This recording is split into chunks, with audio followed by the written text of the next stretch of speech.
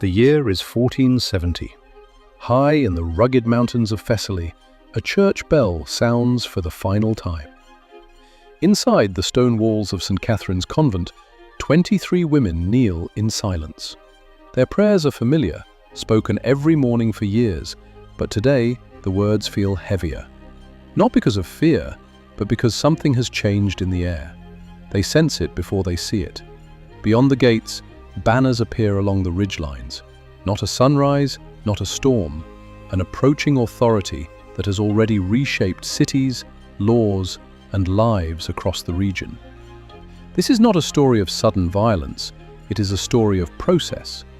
Mother Superior Elani holds a worn silver crucifix passed down through generations. Her hands are steady. She understands that what lies ahead is not simply an ending, but a transformation imposed without consent. What follows was not preserved in popular textbooks or simplified timelines. It survived instead in fragmented records, administrative documents, correspondence, marginal notes, pieces that only make sense when read together. This was not conquest as spectacle. It was control through structure, removal without noise, a method designed to leave no martyrs, no monuments, only absence.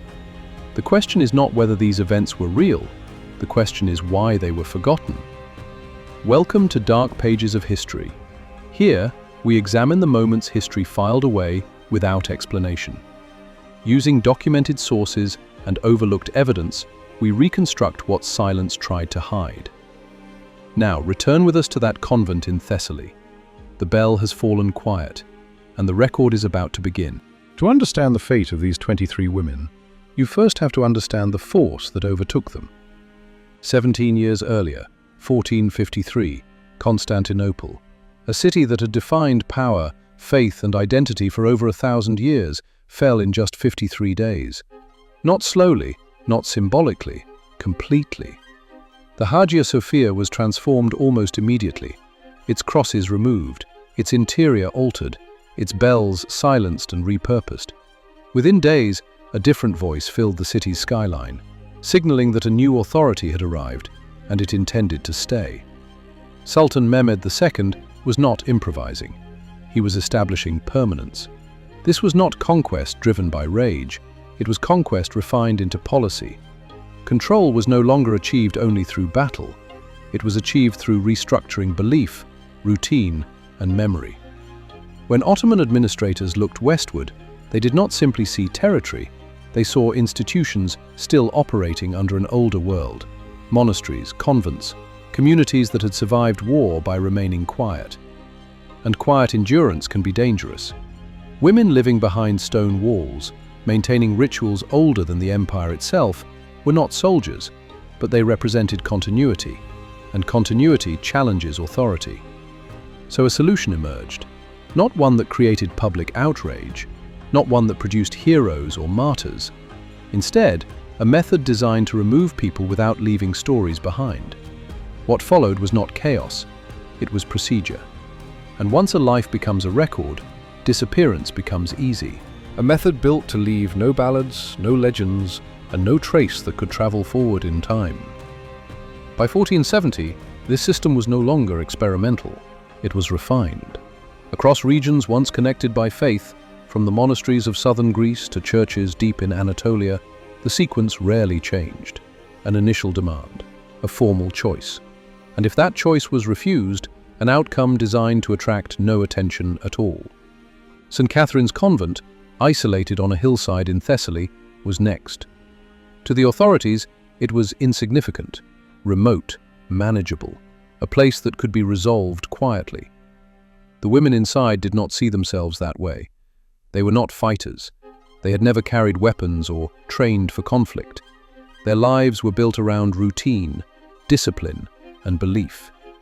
What little they owned fit in their hands, prayer beads worn smooth by decades of use.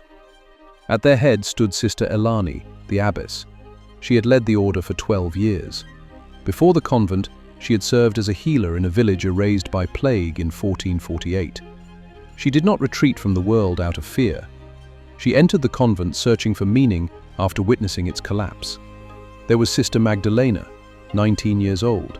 Her hands still bore the marks of farm labor. She had taken her vows only 2 years earlier, after losing her family in a raid that left no survivors. The convent was not tradition to her, it was shelter. And there was Sister Theodora, 70 years old. A woman who had lived through emperors, borders and wars. Death no longer frightened her. But this was different. None of them had ever faced authority that moved without anger and without mercy. If this moment feels distant, it shouldn't. History teaches that the greatest threat to unchecked power is not rebellion, but memory. Now watch closely, because as dawn approaches, silence ends. Not with light, but with thunder. The first cannon does not strike the chapel, it strikes the bell tower. The impact is deafening. Stone bursts outward, metal tears through the air. The bell that had marked every morning for more than a century shatters mid-swing. Its fragments fall into the courtyard, destroying the small garden where the sisters had grown herbs for healing and survival. Dust fills the air. The women instinctively shield their heads, frozen in shock. But Sister Elani does not collapse. She rises through the debris, lifts her crucifix above the smoke, and does something no one expects. She sings, Kyrie eleison, Lord, have mercy. One voice becomes many.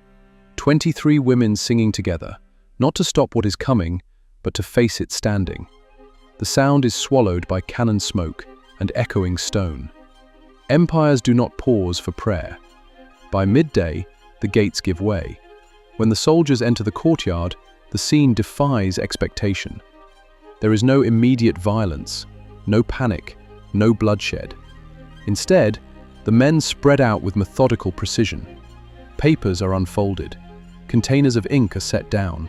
Names, numbers, and notes are recorded. The convent is not treated as a battlefield, but as a site to be processed. To the authorities, these women are not opponents, they are entries. A translator steps forward, a local Greek man, his accent unmistakable.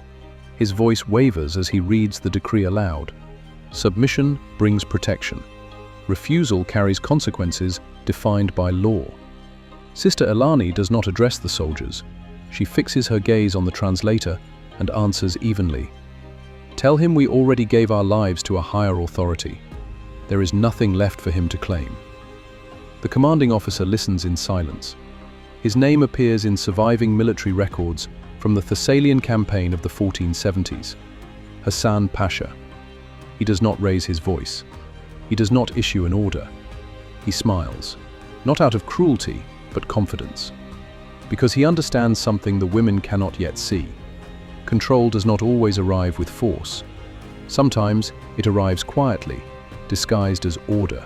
That night, the doors are sealed from the outside. The women are locked inside their own chapel. No food, no water, only cold stone and the slow loss of light. As darkness settles, sound takes over. From beyond the walls come voices, laughter, conversation, the crackle of fire. The smell of cooked meat drifts through the cracks. Life continues just out of reach, while inside, time stretches and pressure builds. In one corner, 2 young novices from Corinth begin to cry. The sound bounces off the stone, feeding panic, threatening to unravel what little strength remains. Then a voice breaks through. Sister Magdalena, barely 20, begins to speak softly, not to the room, but to herself. The Lord is my shepherd, I shall not want. Another line follows, then another. The words are quiet, almost fragile, but they change the room. The sobbing slows, breathing steadies. Fear gives way to focus. The whispers do not stop the confinement, but they give it shape, meaning. This is where the authorities miscalculate. These women were not unprepared for restraint. Their lives had been built around fasting, cold mornings, silence, and endurance. What was meant to exhaust them was already familiar. But patience runs on both sides. The officer in command has seen resolve like this before, among isolated communities that believed conviction alone could protect them. He does not rush the outcome. On the second day, the doors open. A servant enters, sets down a tray, and leaves without a word. No guards, no explanation. Fresh bread, clean water. The smell fills the room. Hunger sharpens every sense. Dry mouths ache, weak hands tremble.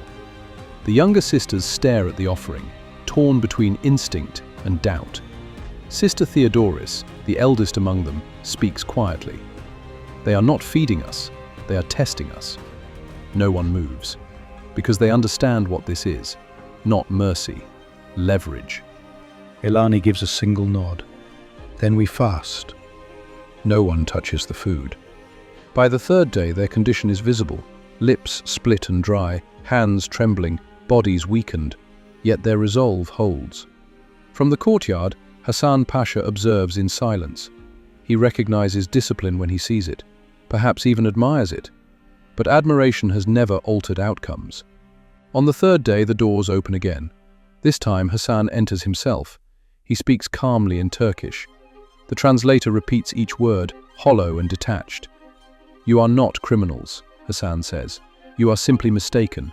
The Sultan offers order, protection, new identities. All that is required is acceptance." No one answers. Hassan pauses, then continues carefully. "There is another option. You may come to Constantinople. The Sultan will hear you personally. But understand this, the journey is long, and not all endure it." The words hang in the air, not spoken as a threat, stated as fact. Elani looks at the women beside her. Some are barely upright.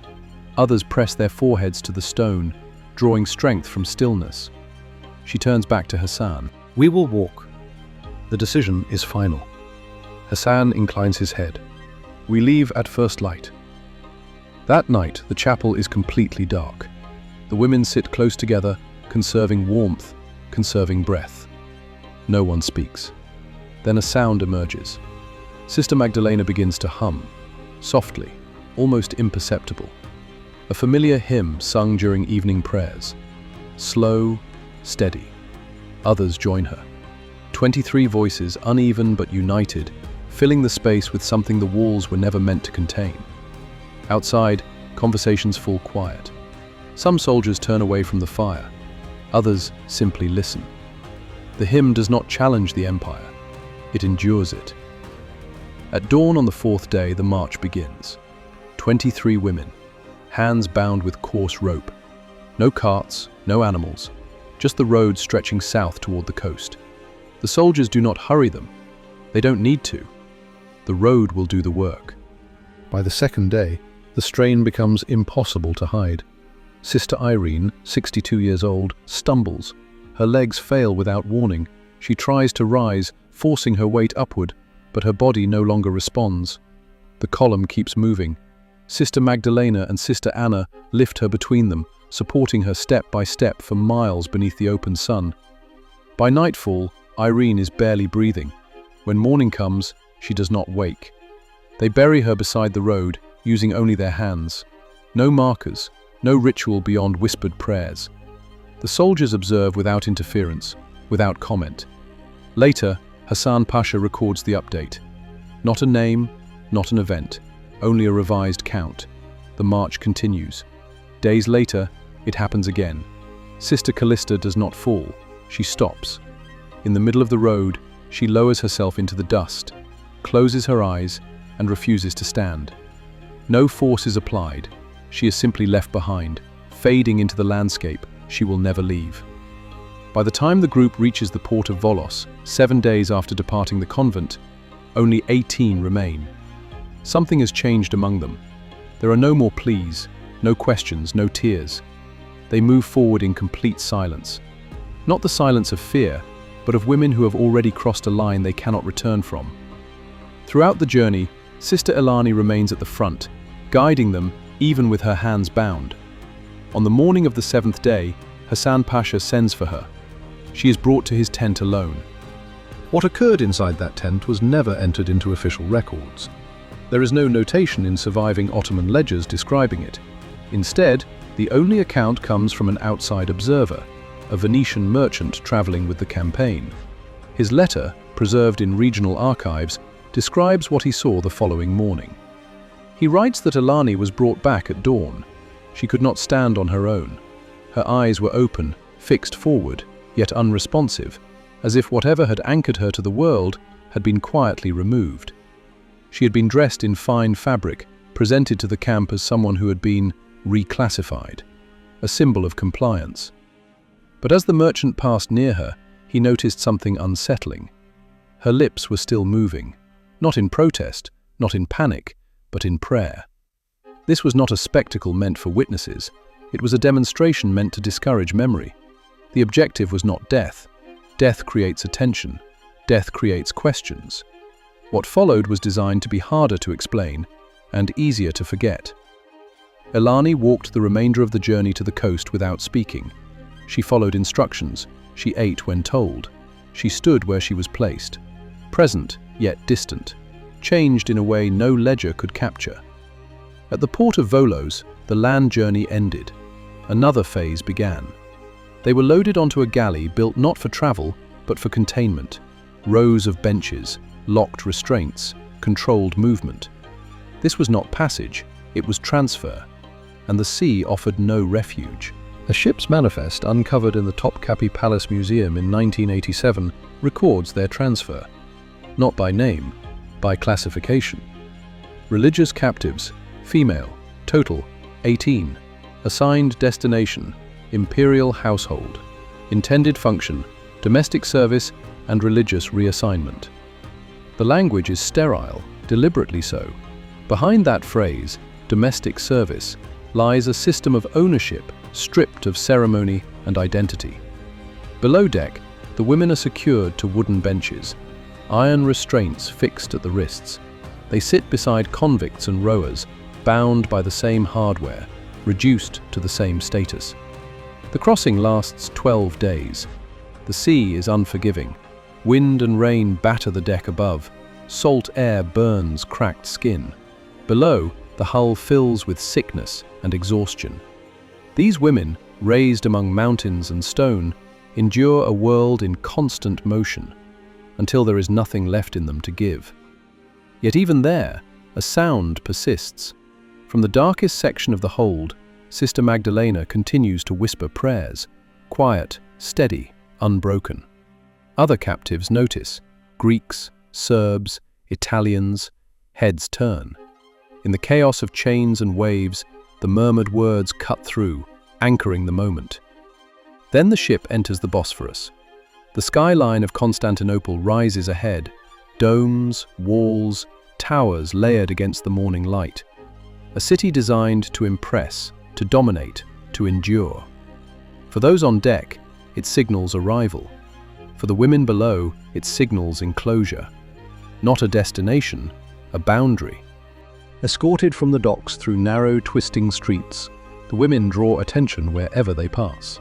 Merchants pause, guards watch, enslaved workers slow their steps. Christian nuns, still wearing full habit, are an uncommon sight, even within an empire accustomed to conquest. They move through the outer districts, past ancient walls and into the imperial quarter. Water flows through ornate fountains. Exotic birds cry out from manicured gardens. Power displays itself openly here. Then the procession stops. They are made to kneel in the shadow of the Hagia Sophia, the former cathedral, now a mosque. As the call to prayer rises from the minarets, filling the air and overwhelming the senses, one of the sisters murmurs quietly, almost to herself, "We have returned, but nothing here remembers us." From there, they are taken to Topkapi Palace, not upward into the ceremonial spaces of authority, but downward. They descend narrow stone stairways, spiraling beneath the palace foundations. The air grows cooler, heavier, the walls damp with age. This is not a place for visitors or records. It is a space without designation. If you are still here, it is because something about this story refuses to let go. These are not legends passed down for comfort. They are fragments recovered through persistence. This is dark pages of history, and what lies beneath the palace was never meant to be seen. Below Topkapi exists a hidden network of service corridors and sealed chambers, areas removed from public memory. In one of these forgotten spaces, concealed behind a false wall, investigators would later uncover a room with no official function and no official explanation. In 2011, during scheduled restoration work beneath the palace complex, archaeologists breached a sealed wall. What lay beyond halted the operation immediately. Etched into the stone surface, visible only under direct light, were markings. Dozens of them, crude crosses, scratched with fingernails or fragments of broken ceramic. Beneath them, 4 Latin words carved unevenly into the rock. Lux in tenebris lucet. The light shines in the darkness. This space was not random, it was deliberate. For an extended period, months, possibly years, these women lived 2 separate existences beneath the palace. During the day, they moved silently through service corridors, cleaning, carrying water, maintaining fires in rooms they were never meant to enter. At night, the routines changed. In this hidden chamber, they gathered without clergy, without texts, without protection. What they practiced was sustained entirely through memory.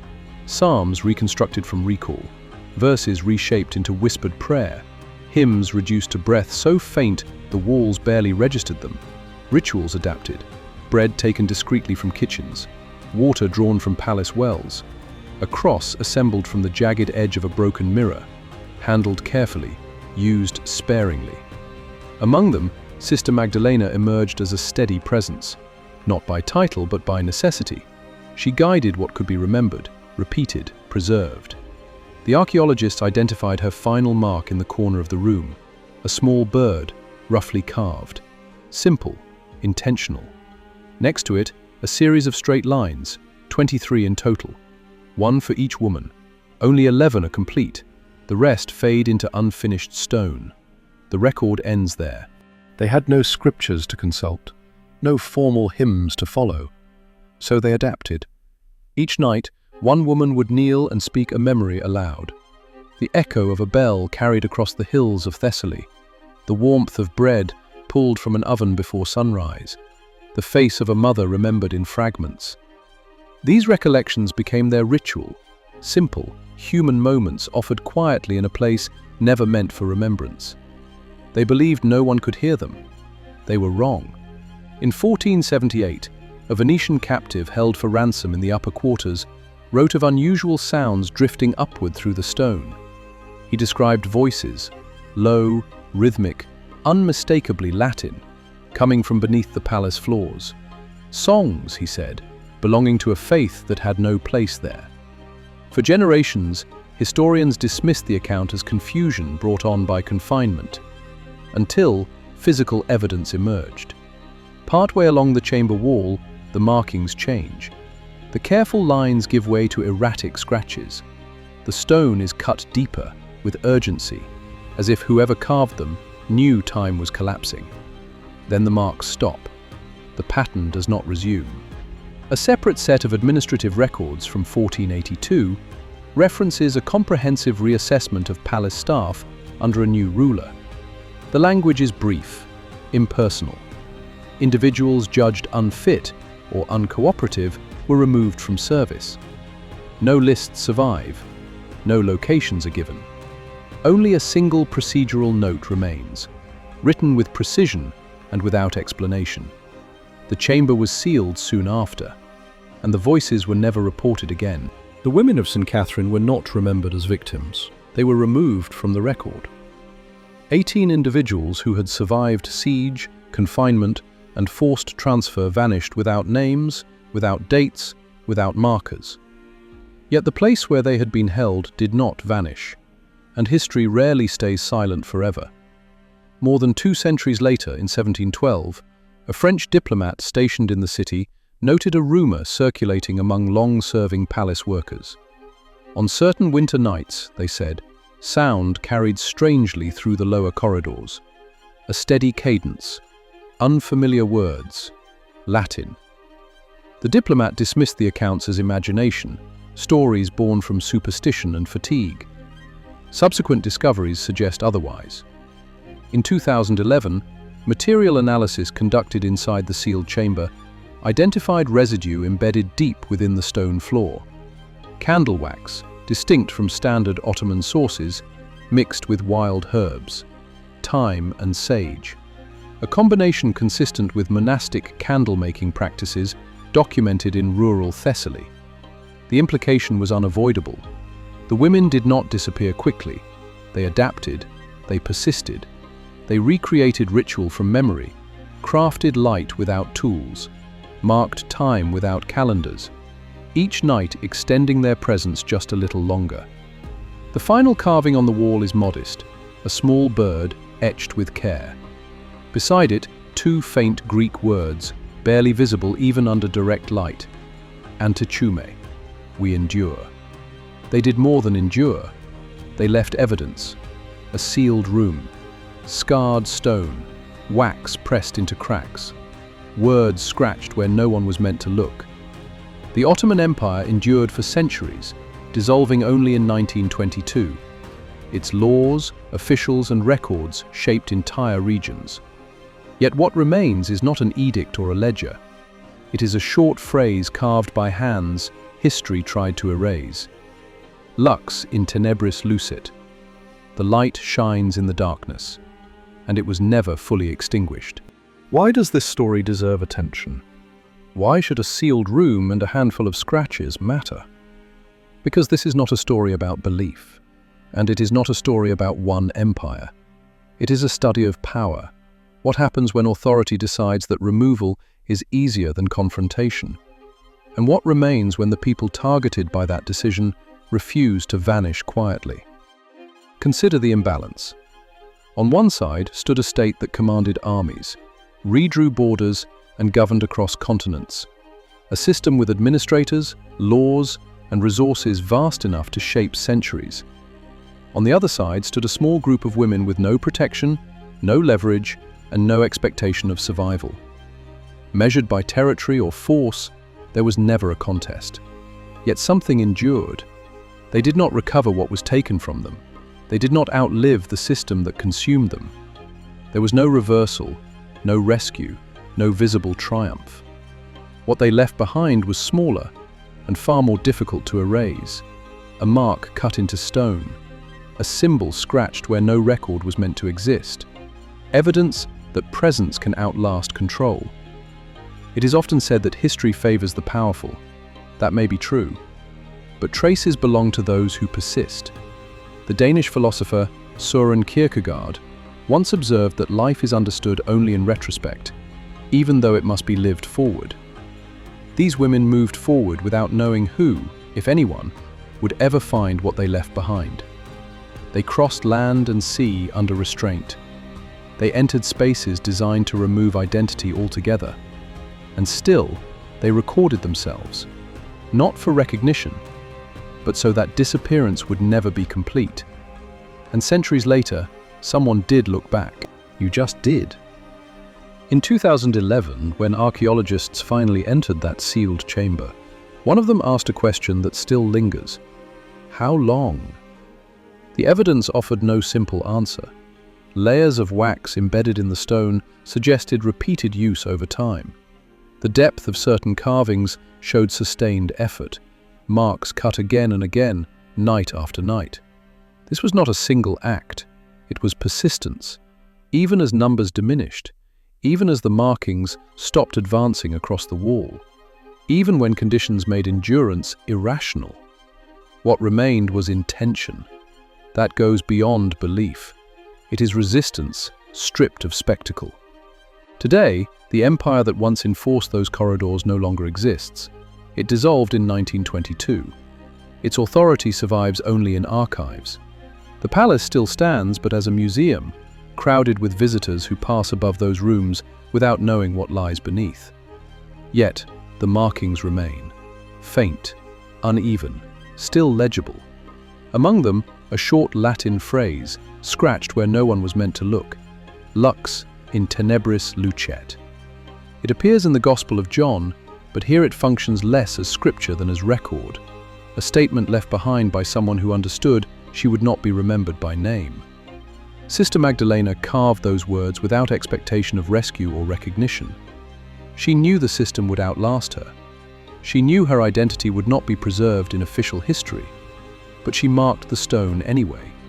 Because power can remove people from records, it can alter language, borders, and memory. What it cannot fully erase are traces left with intent. This is not a story about victory. It is about evidence.